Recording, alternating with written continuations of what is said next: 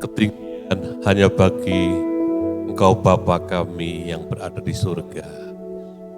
Dalam nama Yesus Tuhan, kami sangat bersyukur Engkau sudah kumpulkan kami kembali untuk menghadiri ibadah ini.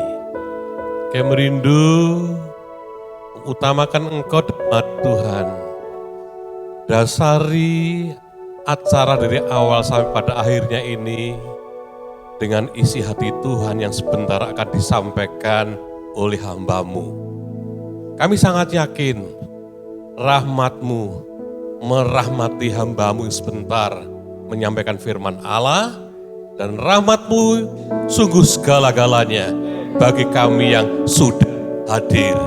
Demi nama Tuhan Yesus, haleluya, amin. Shalom, Ibu Bapak, Saudara-saudari yang terkasih. Kami atas nama GBT Kristus Pelepas Malang menyambut kehadiran Bapak Ibu dengan sukacita.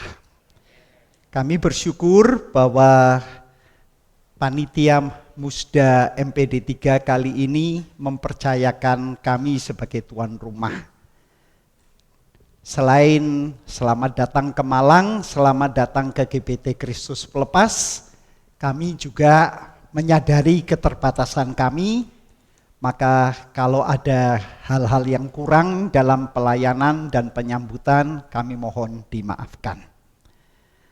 Nah, Ibu Bapak, Saudara-saudari yang terkasih, saya sadar bahwa saya bukan yang paling senior.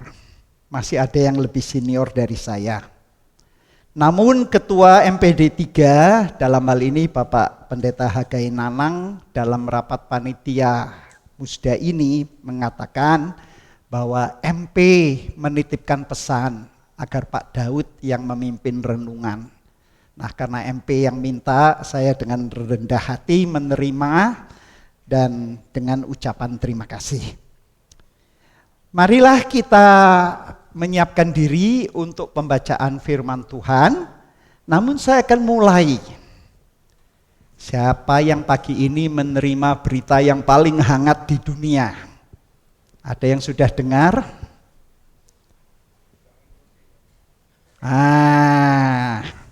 Kalau hamba Tuhan tidak mengikuti, warganya mengikuti, ketinggalan. Ya, berita dunia terbesar hari ini adalah seorang yang berusia 42 tahun terpilih menjadi Perdana Menteri Inggris. Dan yang lebih fantastis, namanya Rishi Sunak. Dia orang pertama keturunan Asia yang bisa menjadi Perdana Menteri Inggris. Jangan lupa Inggris itu dulu menjajah mana-mana, termasuk Indonesia. Sebelum dijajah Belanda, kita dijajah Inggris. Mereka punya semboyan, British rules over the waves. Artinya seluruh air dikuasai oleh Inggris. Jajahannya, semakmurannya, termasuk Australia masih mengakui ratu, sekarang Raja Inggris sebagai kepala negara. Jadi bayangkan keturunan India yang imigran dari India ke Kenya, dari Kenya pindah lagi ke Inggris, sekarang jadi Perdana Menteri pertama dan Perdana Menteri pertama yang agamanya Hindu. Pertanyaannya, apakah semudah itu? Ternyata bapaknya seorang dokter, ibunya seorang apoteker, dia sendiri sekolah di sekolah yang elit. Waktu masuk universitas tidak tanggung-tanggung, Universitas Oxford. Dan melanjutkan ke Amerika di Stanford University. Jadi beliau ini bukan setengah matang. Walaupun 42 tahun sudah siap. Dan dia milioner. Jadi tidak perlu uang untuk memperkaya diri. Dia sudah milioner. Tapi politikus yang berpengalaman karena itu bisa menjadi pemimpin partai, sekarang menjadi pemimpin. Nah, pertanyaannya, Musda ini bukan memilih kepala negara, tapi Musda ini akan memilih pengurus MPD 3 yang akan datang. Pertanyaannya, apa kata Alkitab? Siapa yang harus kita pilih? Apa kualitasnya menurut Alkitab? Dan juga kita nanti memberikan nominasi siapa yang kita calonkan dari MPD 3 sebagai calon ketua umum Sinode GPT. Nah, untuk itu mari kita bersama-sama membaca. Silakan ditampilkan slide-nya. Kita akan bersama-sama membaca dari Roma 12 ayat 15 sampai dengan 16. Ya, silakan dari atas ya yang mengontrol. Kita akan bersama-sama membaca. 2, 3. Bersukacitalah dengan orang yang bersukacita. Dan menangislah dengan orang yang menangis. Hendaklah kamu sehati sepikir dalam hidupmu bersama. Jangan kamu memikirkan hal-hal yang tinggi, tetapi arahkanlah dirimu kepada hal-hal yang sederhana. Janganlah menganggap dirimu pandai. Amin. Ibu bapak, saudara-saudari yang terkasih, mari kita belajar dari wejangan Rasul Paulus ini, bagaimana menjadi pemimpin yang alkitabiah. Saya berikan contoh yang ekstrim. Seorang yang paling tidak dipikirkan akan menjadi pemimpin negara besar seperti Inggris, tetapi langsung Rasul Paulus mengingatkan kita, kalau kita hamba-hamba Tuhan, jangan yang dikejar itu, tetapi bersukacitalah dengan yang bersukacita. Itu mudah.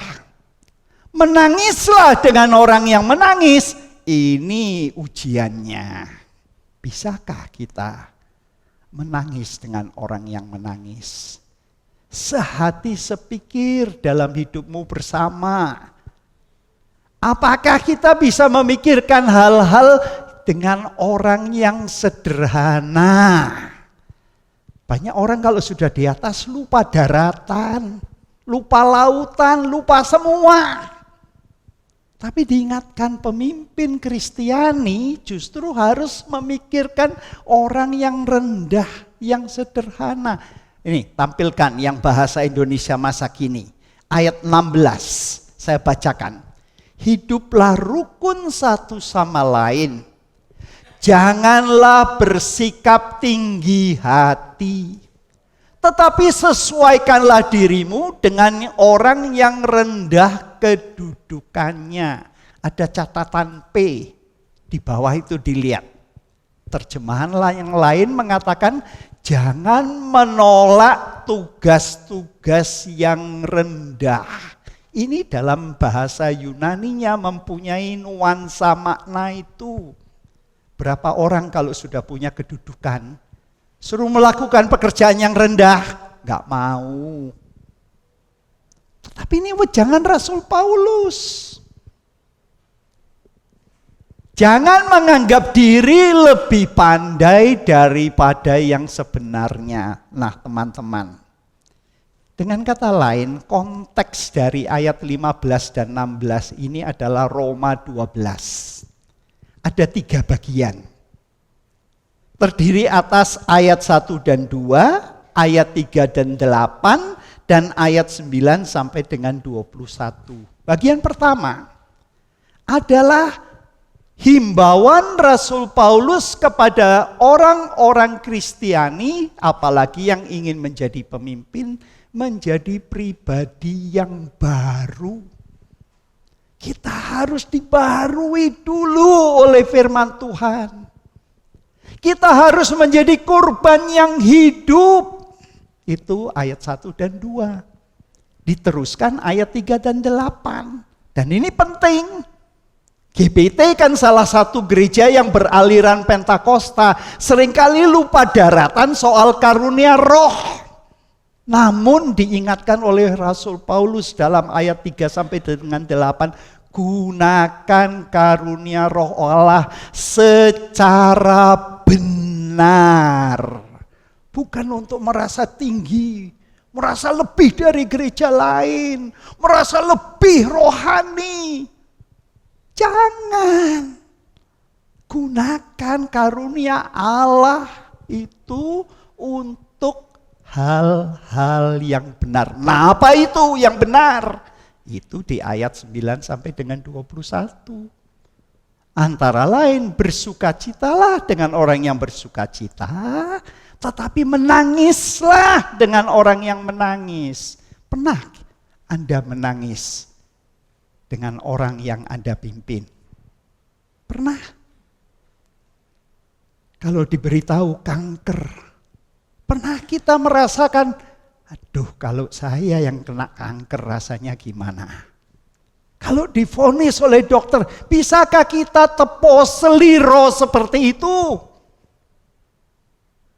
Jangan pikir yang tinggi-tinggi, jangan yang muluk-muluk, apalagi menganggap dirinya lebih pandai dari sebenarnya. Justru bersama dengan yang rendah. Bersama dengan orang yang di bawah. Teman-teman, hidup yang dikendalikan oleh kasih sejati, itulah bukti bahwa karunia Roh Allah sudah kita praktekkan secara benar. Bukan soal bahasa lidahnya berapa panjang. Bukan soal kalau wah itu berapa lama. Bukan. Dapatkah kita menyatakan itu dalam tindakan yang nyata?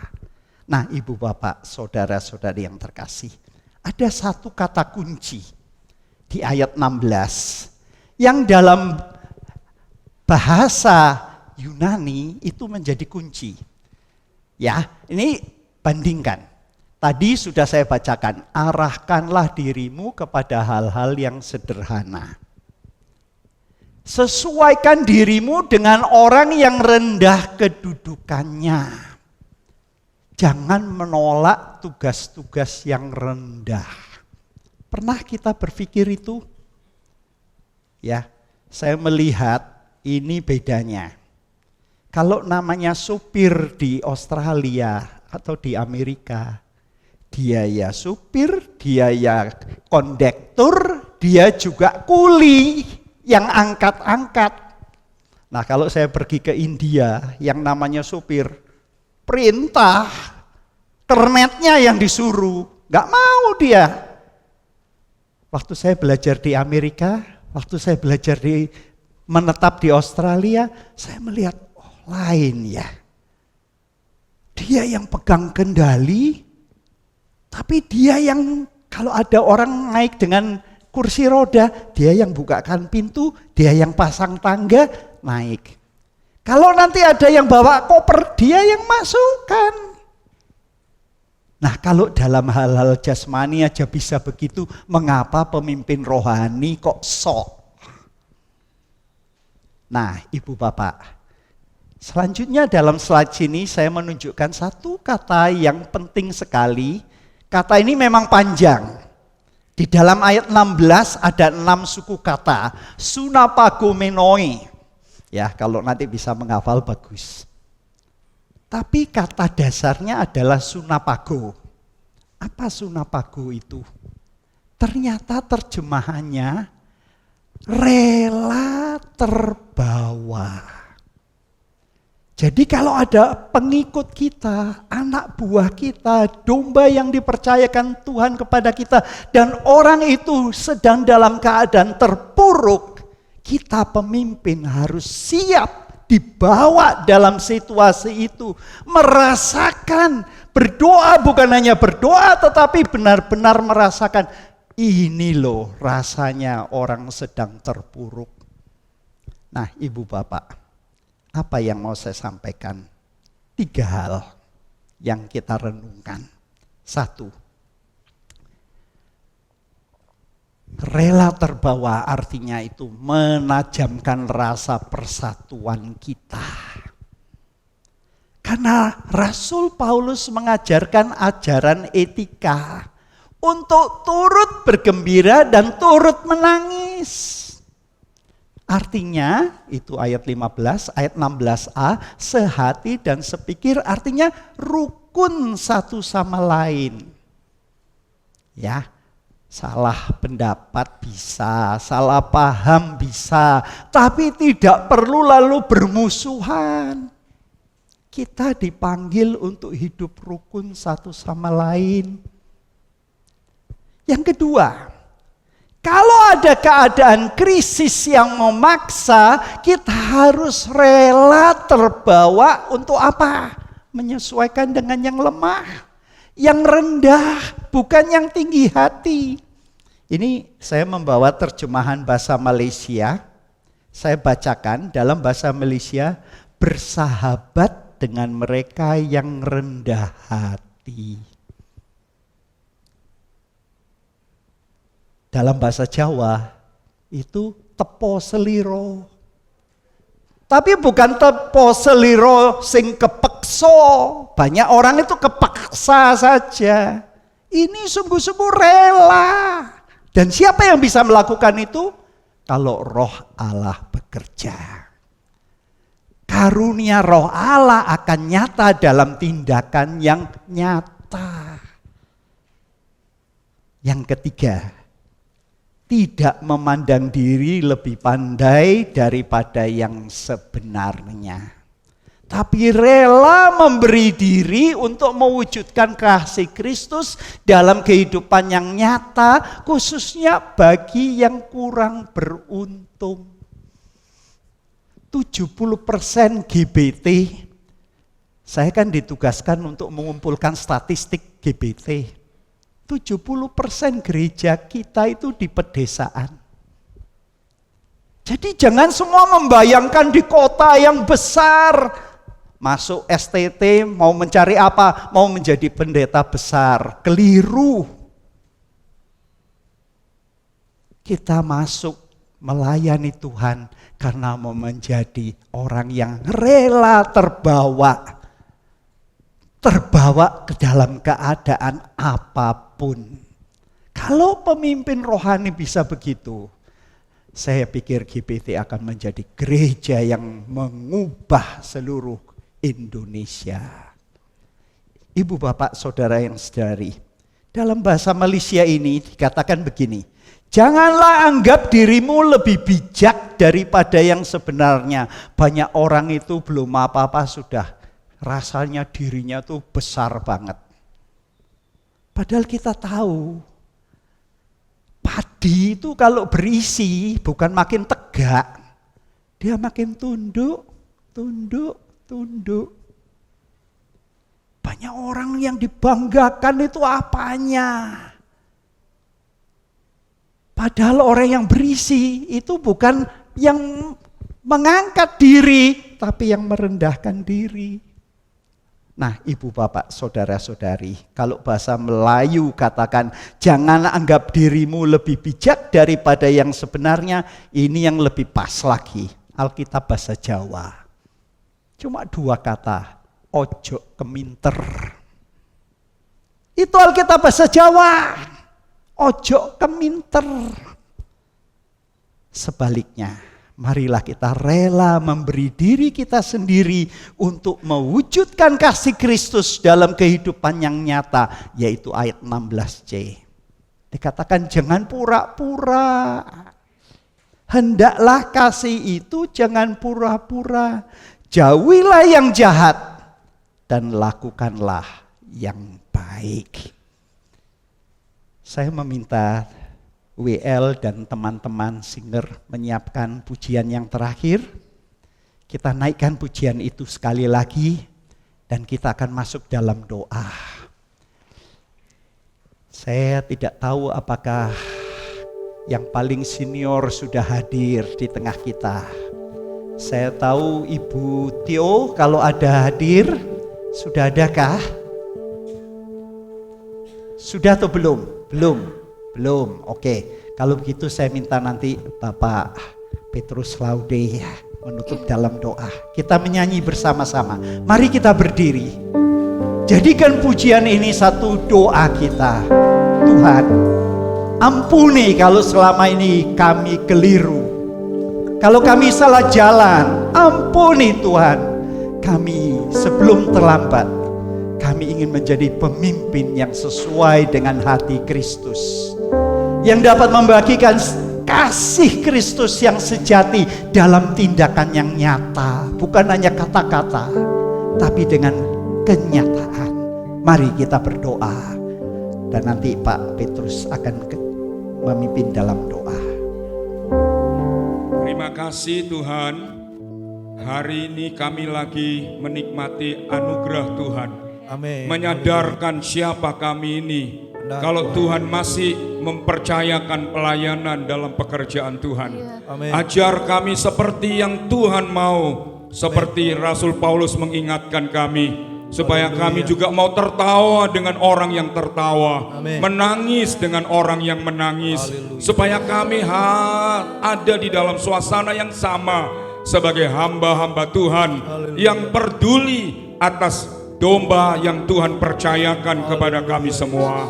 Terima kasih buat firman Tuhan yang mendasari pertemuan musyawarah wilayah daerah 3 Jawa Timur untuk kami memilih pengurus yang baru yang mau tidak hanya duduk di atas tapi juga mau turun ke bawah, merangkul setiap kami anggota Badan Eksekutif GBT Madawil 3 untuk kami bergandengan tangan berjuang bersama-sama menuai dombanya Tuhan yang tersesat dan membawanya pulang ke rumah Bapa Sorgawi.